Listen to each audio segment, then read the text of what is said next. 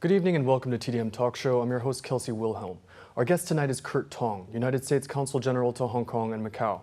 Having served with the State Department since 1990 and with extensive experience throughout Asia, Tong assumed the Consul General role in 2016 and has been witness to many changes both within the SARs themselves, as well as the United States' interaction with them and with the mainland.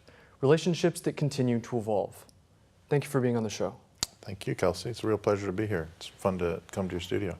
Well, we're glad to have you in Macau. I know that you're mostly based in Hong Kong, but every time that you come to Macau, I'm sure that you enjoy it as well. Every time's even better than the last time.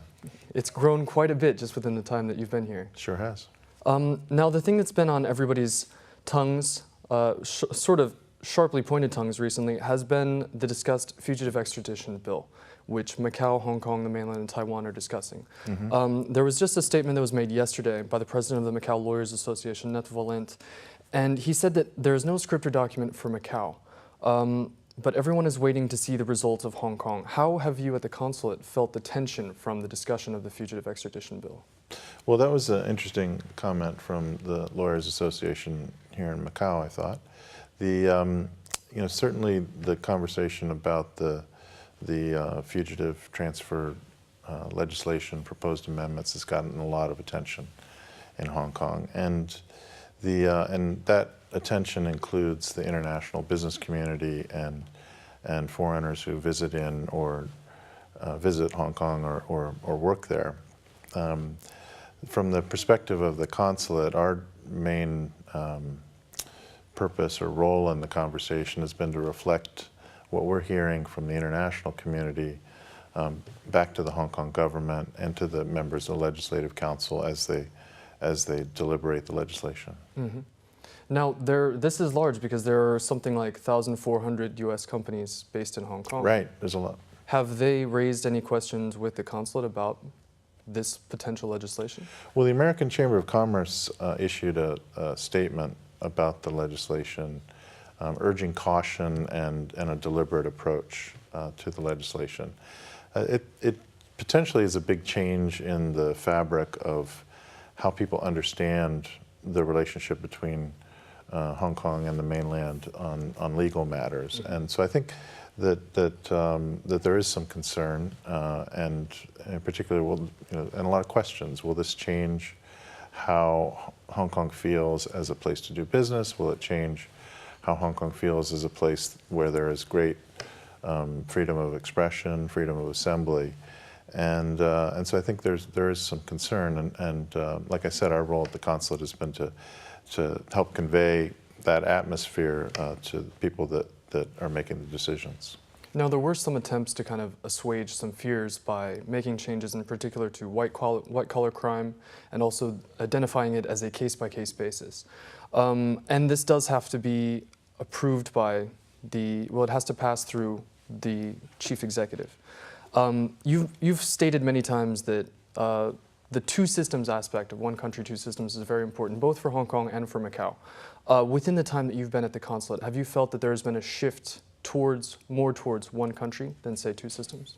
Well, the U.S. government actually, and again, this is with respect to Hong Kong rather than Macau, but I believe a couple months ago, the State Department issued its annual report that looks at the question of the degree to which Hong Kong has maintained the high degree of autonomy that it is supposed to enjoy under the Basic Law and the Sino-British Joint Declaration. The conclusion of that report was that Hong Kong continues to enjoy such autonomy sufficient for the United States to continue to consider Hong Kong to be a special place under U.S. law. But we did identify that to some degree that autonomy has been diminished, and cited some examples of that that reinforce that concern. So I think it's a topic that is useful for continued dialogue. We have a very open and frank and friendly relationship with the Hong Kong government and with pretty much everybody in the community there. As you said, the U.S. business community in Hong Kong is very large. It's very dedicated to the city's economic development and feel like they've got a real stake in its success, its continued success. And so there's a lot of conversations. You mentioned the importance of autonomy, and I think that can never be stressed too much. That they're really particularly from the perspective of foreign business, but I think it's also true from the perspective of mainland businesses who've invested in Hong Kong, or Hong Kong businesses who stay in Hong Kong. That the real value added proposition of Hong Kong stems from its distinctness and its specialness, and that's also been recognized in the PRC government's most senior levels. That it is a one country, two systems framework, and Hong Kong has a lot to contribute because it's different. And so, but implementing it is challenging, and so I think it's a useful role for the foreign community to continually remind China as well as friends in Hong Kong that that's where we see the value, and we hope that it continues to stay that way, so that Hong Kong will continue to be a big success. And Macau, of course, has also been has in some ways utilized the one country, two systems framework in different ways than Hong Kong has, but that's also been a big success, and U.S. business interests and the U.S. government, by extension, continue to be very excited about what's happening in Macau. You mentioned the report, which is something that has to be put out by law.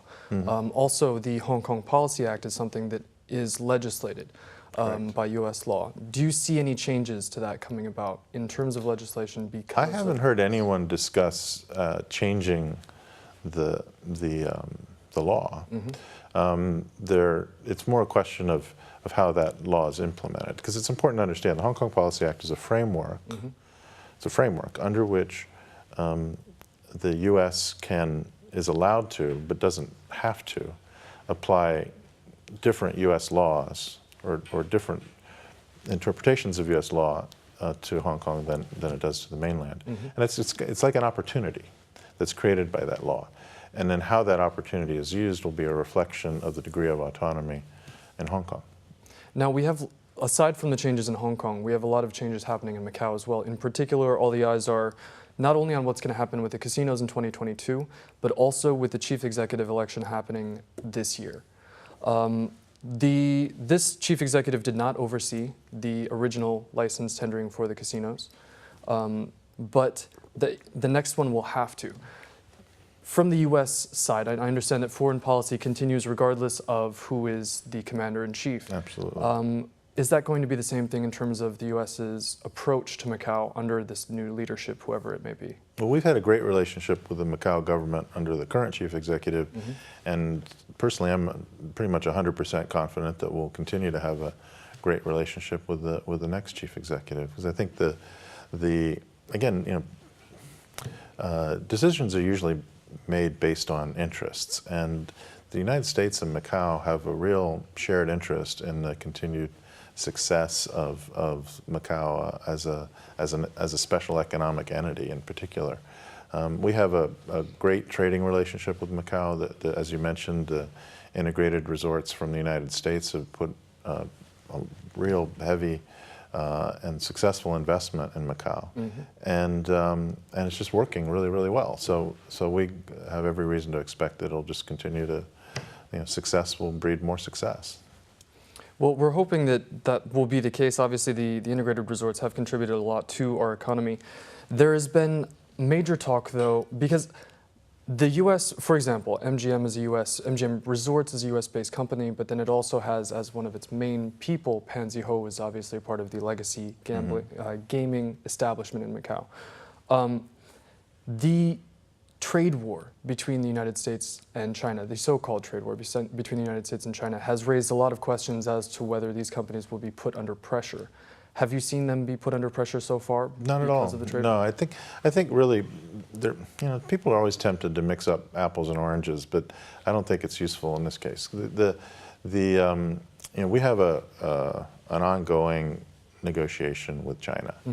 The president has chosen to apply tariffs on China as a, if you will, an action-forcing event with respect to those negotiations. China responded with its own tariffs.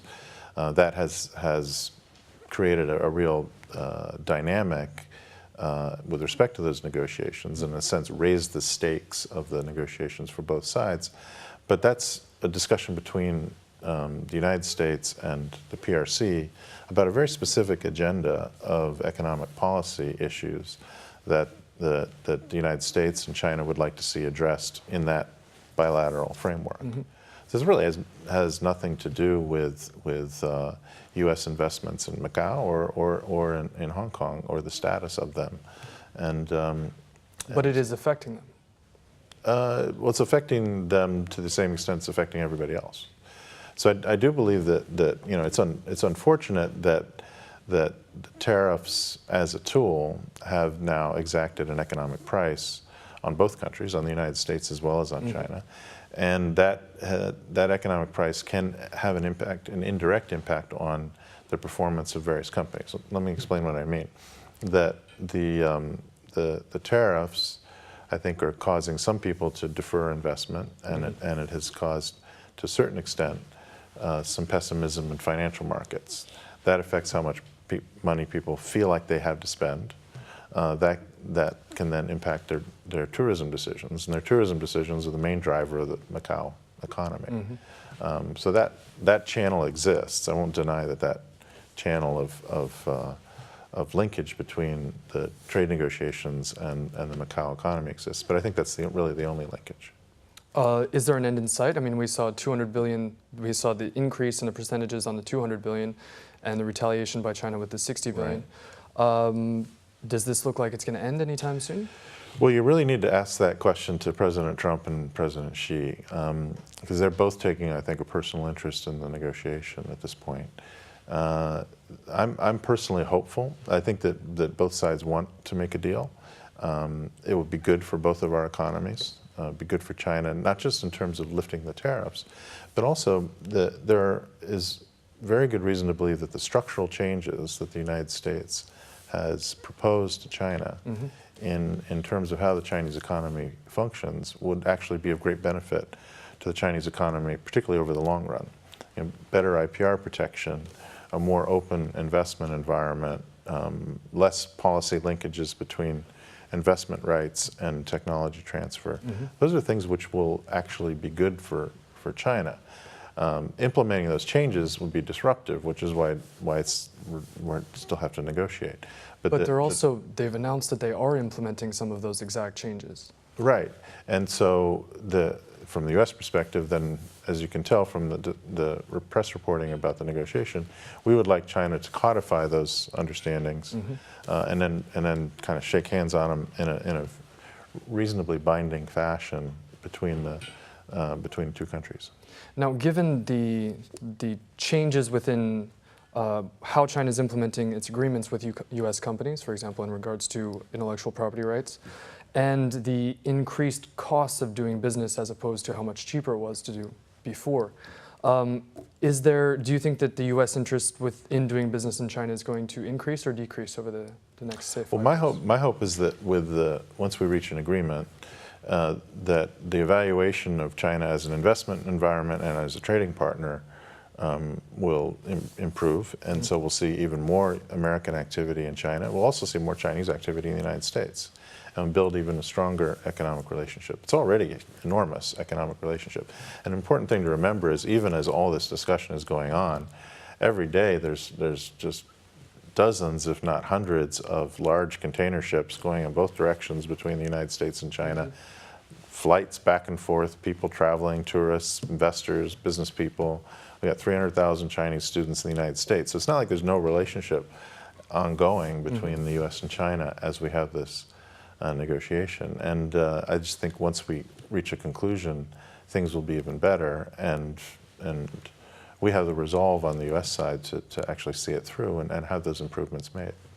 Now, we live within a region which is an economic powerhouse. The GDP is huge, and with the new announced project of the Greater Bay Area, they're trying to interlink all of these 13 cities, 9+2 cities within the Greater Bay Area. Right. That includes the massive infrastructure projects such as the Hong Kong-Macau Bridge. But there's a lot of talk about people working in Hong Kong or working in Macau and living within the Greater Bay Area. There have been studies that have been done on it. Do you think that that's actually feasible? Why not? I mean, in economic integration, if you break it down, there's flow of goods, flow of people, flow of money, flow of ideas. And making that all possible makes good sense. In fact, that's what we're trying to do in the negotiation between the United States and China as well, is improve opportunity in both directions. So I think the Greater Bay Area concept is very interesting. It's very interesting to American business, particularly if it results in more opportunity. What I hear from the U.S. business community is that they're particularly focused on wondering whether this will result in some policy changes in Guangdong that result in increased business opportunity. Hong Kong and Macau are much more open business environments for international participants than is Guangdong. So in essence, if the Greater Bay Area idea creates an adjustment in how Guangdong's markets are organized or regulated that allows greater participation, then that will enable everyone to treat it as a economic region. And if they have the economic region of the scale that is often talked about, $1.3 trillion and 70 million people, that makes it a bigger and more exciting region in which to participate, and so you'd expect to see an inflow of investment. So really what the Americans, and I think Europeans and Japanese and everybody are looking for is, does this initiative actually extend to the point of creation of a more liberal economic and business environment in Guangdong province, which would be great. Now, Macau's role within all of that is as the quote, entertainment and leisure hub. Right. For incoming business people who would be looking for that investment opportunity, how do you pitch Macau to the American investor? Well, the first number that I tell them is 30 million visitors Macau's not big, right? It's a small place. 30 million visitors is a lot. So that means you've got opportunity for hotels, you got an opportunity for gaming facilities, but you got an opportunity for restaurants and sales of food, equipment, beverages and the like. I mean, we're on a campaign here to try to, if all 30 million visitors to Macau eat an American steak, which by the way is the best meat anywhere, and have a bottle of American red, or they can drink white if they want to, but the red's best, and then go back to wherever they came from and tell all of their friends, actually American products are fantastic. That's for us, it's like a huge advertising opportunity. And we're putting a lot of effort into that, trying to really push the food and beverage, but also the other sales opportunities here in Macau, because Macau's like a demonstration market. Hong Kong's the same. But Macau is 10 times bigger. Well, yes, but only twice as big in terms of number of visitors, right? And so Macau's really a pretty fantastic market for showing the world what you have to offer. But does that offer extend beyond the hospitality industry? They talk about the diversification of Macau, but is that happening? Yeah, I think so. I think the diversification is a great direction for the Macau economy to push. And incidentally, the United States has a very large and very diverse economy. So it's natural that we would like that. And so if there are more opportunities created in Macau, then we'd like to take advantage of them as well. I've found that building off of the integrated resorts, there can be more opportunities for leisure activities, entertainment, and then ancillary investments. As if you have more facilities, then you're going to need more energy. You're also going to need more medical care, transportation. Everything kind of builds off of that. Every economy needs an engine. Macau's got one. And I think that American companies are really well positioned to try and not just help fire that engine, but also have it expand to the entire economy. Now, come 2022, there's going to be we had the good news, not so recently, of the extension of the gaming licenses, well, of the gaming concession for SJM and subsequently MGM. to 2022 so that they all come due at the same time. There are players from before who are interested in coming into the Macau market and getting a Macau gaming concession from the US as well. Does the consulate play any role in communicating information, or have these companies come to the consulate to request information about Macau? Well, if they come to us, we'll give them a briefing on Macau, which, as I just told you, is going to be a pretty positive briefing.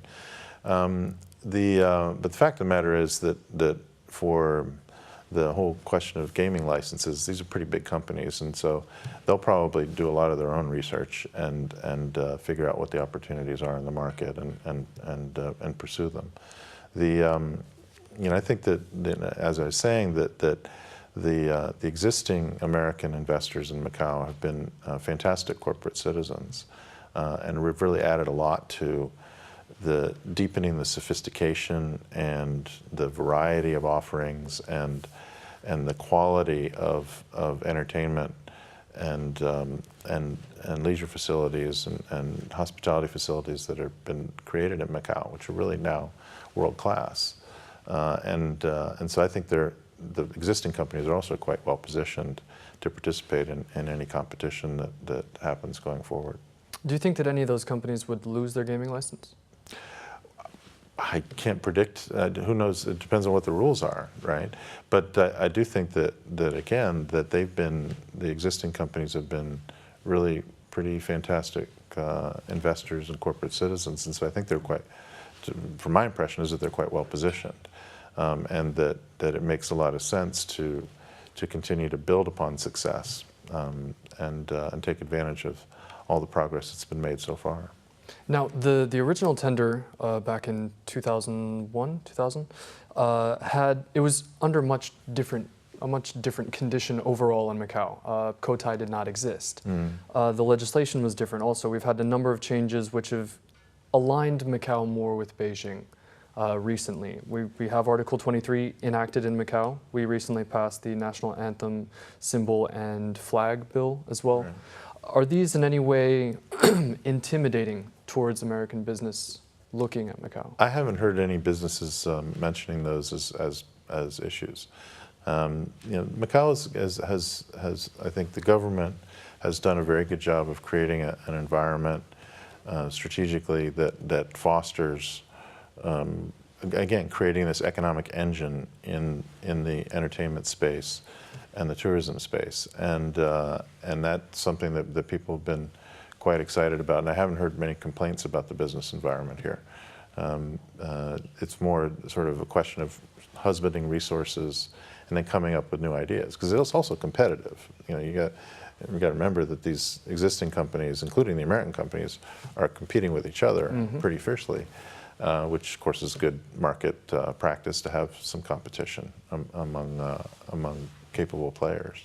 Now, one of the elements of a recent civil protection bill that they were talking about was to criminalize spreading rumors. Now, there's still discussion about that because somebody yesterday had mentioned that it's difficult. Different cultures define rumors in different ways. You yourself have been very vocal about the importance of freedom of expression. Right. Now, mostly applied to Hong Kong and within some of the other interviews that you've given.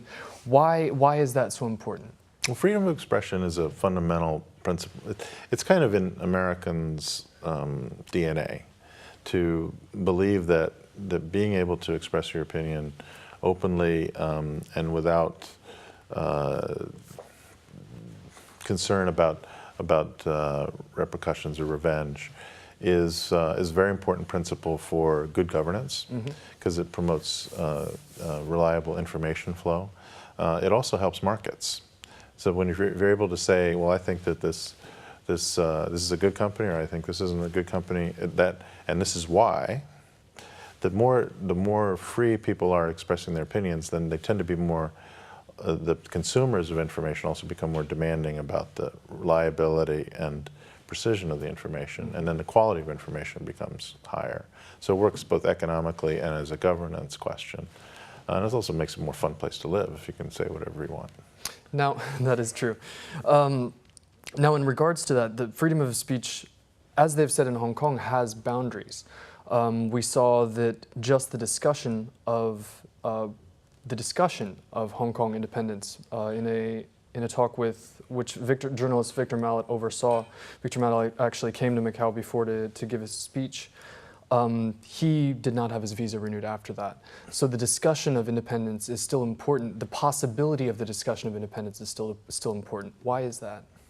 Well, from an American perspective, and this is, with humility, this is an American perspective, but we don't see a need for there to be boundaries around what political topics people are allowed to speak about. Mm-hmm. That's just our approach to things, and that's the way we practice things in the United States. And we found it to be a useful way to resolve differences and have a peaceful and healthy society. So that's the principle that we're always expounding. Now, you came under some fire for comments that you made in a speech before an event. Did the Hong Kong government ever specifically approach you and say, you need to curb your tone? No. Did the Macau government ever do that? No. Macau is kind of seen as the good child within this relationship of the SARs. But it is truly aligning closer with Beijing on many such things. Have you discussed with Macau at all, with Macau officials in regards to the Greater Bay Area plan? Have they approached you at all? Or? Yes, and we've talked about it a bit, and generally the conversation is actually quite similar to the one that we just had, that from the foreign perspective, from the international perspective, additional information about what will happen with the Greater Bay Area Initiative would be welcome. Mm-hmm. We just encourage more information flow. And of course, these things take time, and I think we recognize that as well. That changing a regulatory framework or improving an investment environment, it's complicated, mm-hmm. and it takes time for the decisions to be reached. But we're hopeful that going forward there will be opportunities. And I think the Macau government talks about this a lot too, and sees real opportunities for further growth and prosperity by associating with Hong Kong and the cities of Guangdong. And we also encourage the Macau government as well as Macau business to think even further afield to the United States. Mm-hmm. Like I would love to have, for example, trade missions to the United States or tourism promotion mm-hmm. activities in the U.S. We had, I think, 200,000 American tourists came to Macau last year. That's pretty good, but I'd like to see more, frankly. Yeah. And I think that working together, we could figure out a way to draw even more people in. In regards to policy, the mainland is constantly saying that the U.S. should not speak about the internal affairs of a country. Mm-hmm. However, the U.S. continues to release annual reports about Hong Kong, about Macau, about the mainland. Right.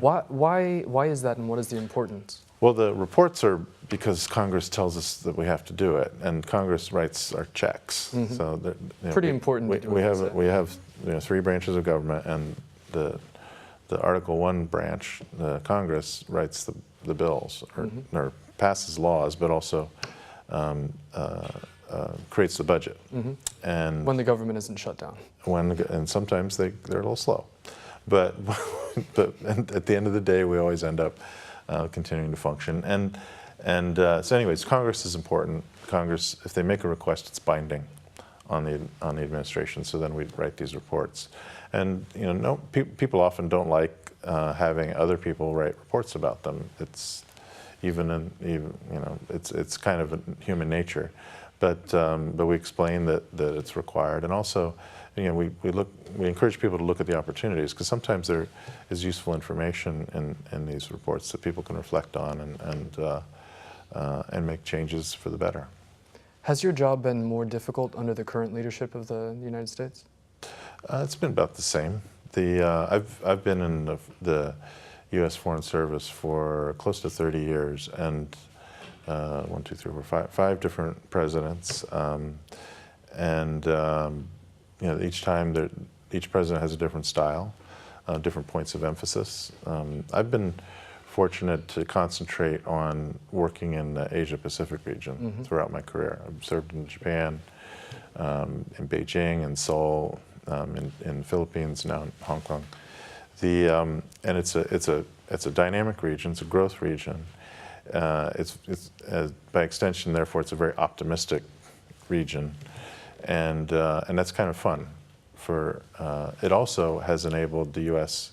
policy towards the region to be pretty consistent, in my opinion. And so I feel like the flow of my career as an American diplomat working in East Asia, I've seen much more consistency than changes in policy. And I also see real progress over that. When you look at things in a longer time frame, you see pretty continuous improvement in America's relations in the region. So is that the secret, to just look at things in a longer term framework? I think it's important. I think it's important for any society to take that approach from time to time. I mean, on a day-to-day basis, you got your tasks that you need to achieve on that day, and then as a nation or as a business, you got some year-to-year stuff that you need to do. But when people think about overall direction, it's useful to look at things from a longer-term perspective, and that can also reveal problems. We have problems in the United States as well. I find that the most useful data in figuring out what we need to do as a country is there's more long-term data flows. Like where are we on our crime rate? Where are we on our educational performance, or the amount of money that's getting into research and development and things like that. And having that long-term perspective, I think, is always useful. Well, thank you very much for being with us. It's definitely a pleasure to have you, and we might not have you again while you're still a Consul General, but thank you again for being here. Thanks for this opportunity, Kelsey. I really enjoyed it. Thanks a lot. Cheers. That's all for this evening. Join us again next week for more TDM Talk Show. Thank you. Good night.